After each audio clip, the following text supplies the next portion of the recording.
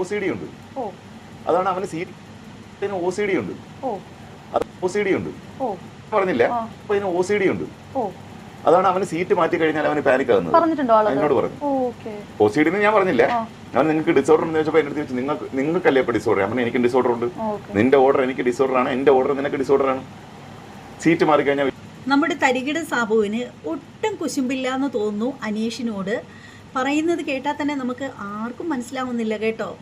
ആ പാവത്തിനോട് നിങ്ങൾക്ക് ഒട്ടും കുശുമ്പില്ല എന്നുള്ള കാര്യം. ശരിക്കും ഒരു സെലിബ്രിറ്റിയുടെ സ്ഥാനത്ത് നിന്ന് സാധാരണക്കാരൻ കപ്പടിക്കുന്നതിനെ കുറിച്ചിട്ട് ഇതുപോലുള്ള കുറേ എണ്ണത്തിന് സഹിക്കാൻ പറ്റില്ല.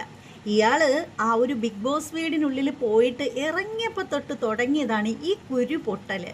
അവിടെ ഇവിടെ ഓരോ ചാനലുകളിലും ചെന്നിരുന്നിട്ട് സ്ത്രീകളെക്കാളും മോശമായിട്ട് അങ്ങറ്റം താഴെക്കിടയിൽ നിന്നിട്ട് ചുമ്മാ കിടന്നിട്ട് നുണയുണ്ടാക്കുക ഈ ഒരു മഹാൻ്റെ ജോലി എന്ന് പറയുന്നത്. ദേ ഇപ്പം അവസാനമായിട്ട് പറഞ്ഞിരിക്കുന്നതെന്ന് പറഞ്ഞാൽ നമ്മുടെ അനീഷിന് OCD ഉണ്ട് എന്നൊക്കെയാണ് പറഞ്ഞു വെച്ചിരിക്കുന്നത്. എന്തായാലും അനീഷ് പുറത്ത് വരുമ്പോൾ തരികിട സാബു ചിലപ്പോൾ അതിൻ്റെ സമാധാനം പറയേണ്ടി വരും. കാരണം OCD ഇല്ലാത്ത ഒരാളെയാണ് OCD ഉള്ളത് എന്ന് പറയുകയാണെങ്കിൽ അതിന് ചിലപ്പോൾ വലിയ വില കൊടുക്കേണ്ടി വരും കേട്ടോ.